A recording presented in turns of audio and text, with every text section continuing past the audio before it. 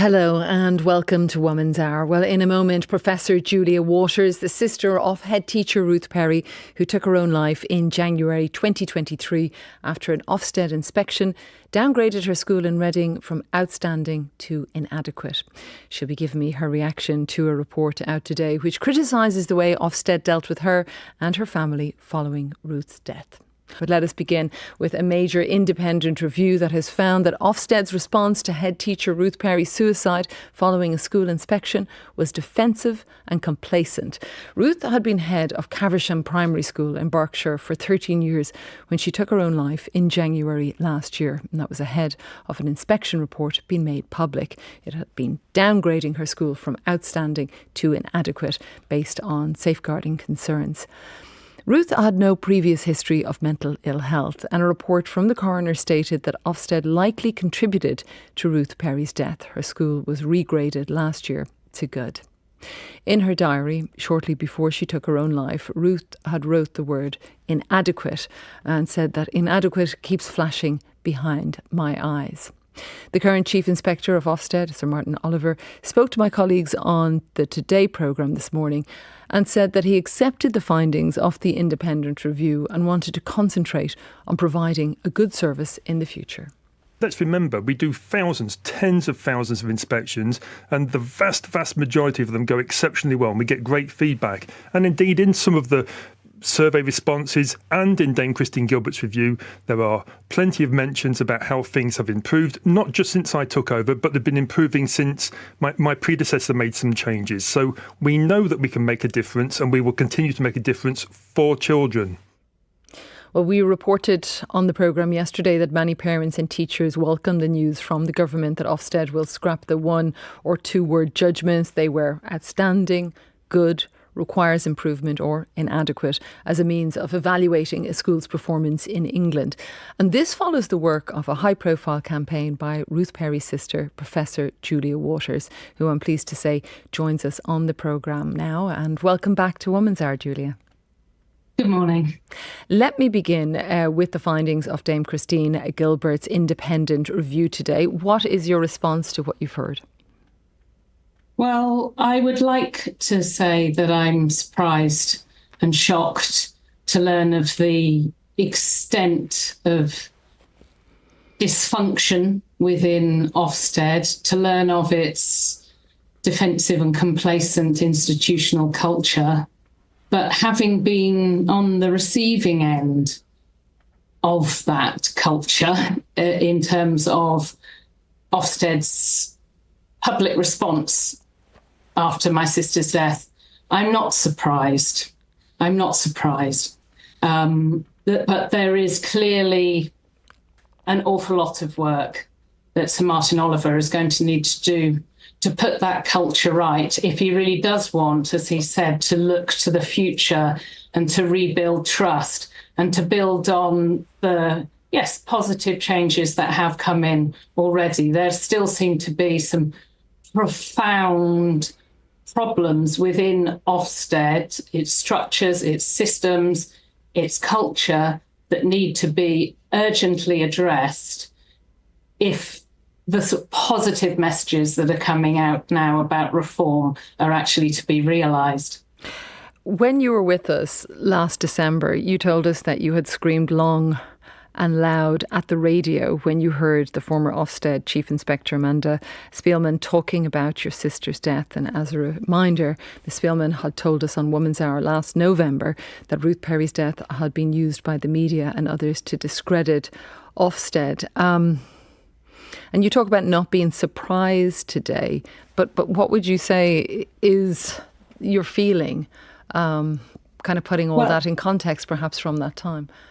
Well, that, as I made the comment at the time, that it was just outrageous and extraordinarily insensitive to suggest that in calling for change, talking about what had happened to my sister, that it was being used to discredit Ofsted. I think what Christine Gilbert's report shows very clearly was that there were absolutely profound and dangerous gaps in systems, a defensive culture that would never accept that they could possibly do anything wrong.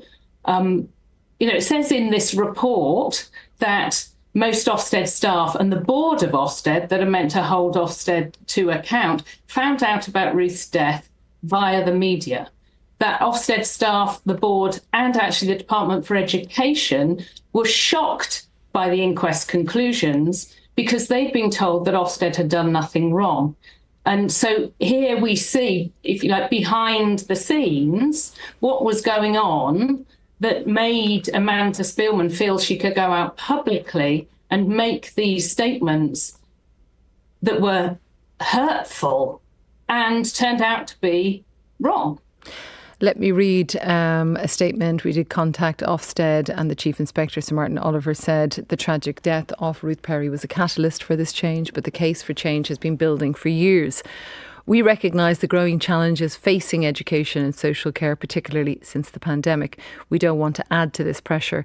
Many of the changes we are introducing are aimed at reducing the pressure on those we inspect. We always strive for higher standards for children, particularly the most vulnerable children. And I should say we also contacted Amanda Spielman, who was Chief Inspector, as we were saying, when Mrs. Perry died. She did decline to comment. I want to get into a couple of specifics with the review. Ofsted, it said that Ofsted did not attempt to contact the school or Mrs. Perry's family in the months following her death and could have shown empathy by seeking to speak with them straight away. Do you think, that's a difficult question maybe, that some of the pain of the aftermath of your sister's death could have been mitigated in some way if you had been contacted by the organisation earlier? That's possible. I think what's more important, actually, than Ofsted showing empathy is Ofsted learning lessons. Martin Oliver, like his predecessor, has spoken often about Ruth's tragic death. The tragedy of Ruth's death was it was preventable. Ofsted and the Department for Education have been issued with prevention of future death reports by the coroner. You can only prevent a death if you're prepared to learn lessons from that death, and looking towards the future without looking at the failings and the mistakes of the past is wrong-footed, in my opinion. With that, the current Chief Inspector, Sir Martin Oliver, that you mentioned there, I heard him this morning on Today saying he met with you on his second day of the job, that engagement continues. Do you feel your message is getting through? Do you feel the reception is different to Miss Spielman, for example? I said at the time, when I first met Martin Oliver, I was cautiously optimistic. He certainly said all the right things. He seemed to understand, having been a head teacher himself. I haven't actually seen Martin Oliver since March. I only received Christine Gilbert's report yesterday, at the same time it went out to the media. I'm quite surprised that Martin Oliver feels that there's been an ongoing engagement. It's been quite patchy in recent months. But, I have been reassured that change is going on without me and without my input. And of course, I just have Sir Martin Oliver's words from this morning, from Today, not to him to respond directly to you right now, but that is also how you see the relationship thus far. Yesterday and today, I suppose some of the specifics coming out saying that inspectors will now be trained in mental health and an inspection will be paused if a head teacher is in severe mental distress. I'm wondering how you see that. Do you have faith in those words for that process? Well, one of the recommendations that's made in Christine Gilbert's response, that comes from Sinead McBrearty of the fantastic Education Support Partnership, says that what is needed is not just broad mental health training, it's specific training that acknowledges the power imbalance between the inspector and the inspected. As you said at the beginning, Ruth had no history of mental illness before that inspection, and it was the rude and intimidating behaviour of the inspector, the shock of that inspection, and the consequences of an inadequate judgment that really preyed on her mind. And what is being recommended is that sort of general mental health training be much more targeted for the specifics of that power dynamic between inspector and inspected. I think the other point that you made about giving schools like Ruth the chance to put right what were actually quite minor issues around safeguarding record keeping before the final inspection report comes out is eminently sensible, and I welcome that. And I've been arguing that that should be the case right from the start. Ruth was more than capable of putting right the few slips that were identified by the inspector, and it so preyed on her mind that she wasn't given that opportunity to improve the school she loved herself, and she feared losing her job. And if I may, Nuala, sure, go ahead. Pick up on something you said right at the beginning, just to clarify. Sure. The inquest concluded that the Ofsted inspection contributed to Ruth's death. Not likely contributed, that it contributed to Ruth's death. There was no doubt around that. Oh, forgive me if that wording is incorrect. It's a sort of legal technicality, if you like. But the words are important. Coming to words, actually, why don't we go straight there? Because yesterday we talked about this, that they are scrapping the 1 or 2 word judgments as I was putting them out, whether it's, requires improvement or inadequate, of course, which was the terrible word that haunted your sister. How do you feel about them being scrapped? I did see this Shadow Education Secretary, Damien Hines, said the headline inspection outcome was a vital indicator for parents and that it's an accessible means to understand how a school is performing. They haven't replaced it with anything yet. We know it's going to be a report card coming from September 2025. Your thoughts? I'm really pleased that the new government has recognised how damaging those single word judgments are, but also how simplistic and reductive and unhelpful they are for parents. And actually, to counter what Damien Hines said yesterday, Ofsted's own research that they have published now, coming out of the Big Listen, clearly says that 78% of parents do not like single word judgments. So he's quoting outdated and discredited data there to defend a point that has been proven to be flawed. We'll move, I'm happy to move on now from the era of defending single word judgments. That is a very welcome and overdue change that I know from the hundreds of messages I've received since yesterday is widely, predominantly welcomed by the teaching profession. So that is a great move. And I want to talk about this moment that we're in with you in just a moment. But just briefly, I had Sir Michael Wilshaw on yesterday, who was a former chief Ofsted inspector. He changed his mind over time about the 1 word, 2 word, what would we call it, kind of characterisation of a school. But he also said to me yesterday, which I thought was interesting, that Ofsted inspectors need to spend at least 2 days in a school instead of the 1. Is that something you would also champion? I think there is a real danger, and here, you might be surprised to hear this. I think that the Ofsted, the inspectors themselves, are not best served by the current framework and the pressures they are under. Reading Christine Gilbert's review, who would want to work for that organisation, reading how Ofsted inspectors themselves are treated, the lack of communication, the complete lack of any performance management processes and so on. They're being kept in the dark about what's going on, the pressures they are under.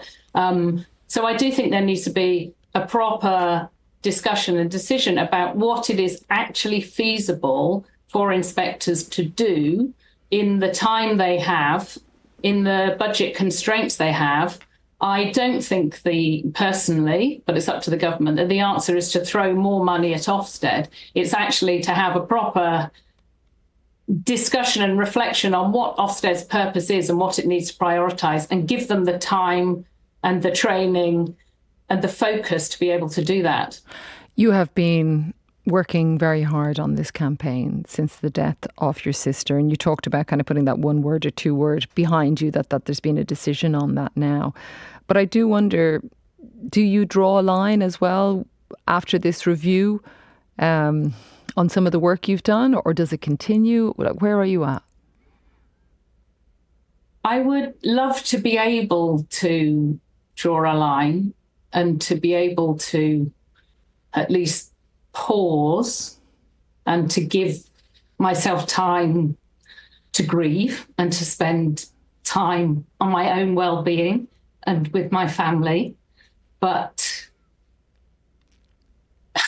it always seems to be this kind of unattainable target that goes on, that there is still this, getting rid of the single word judgment is a really important first step and a really significant signal that the new government is listening and understands the changes that need to be made.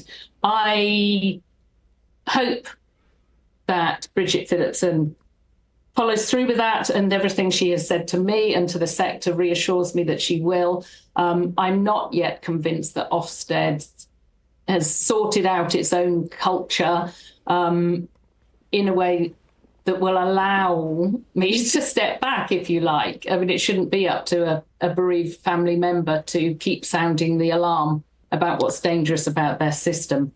But I mean, if the thing I think for now that I feel I need to push for, and I have been pushing for, is far, far greater transparency and openness in Ofsted. I hope you'll come back to us, Professor Julia Waters. Thank you very much for spending some time with us this morning on Woman's Hour. And if you have been affected by the issues in this story, help and support is available at the BBC Action Line.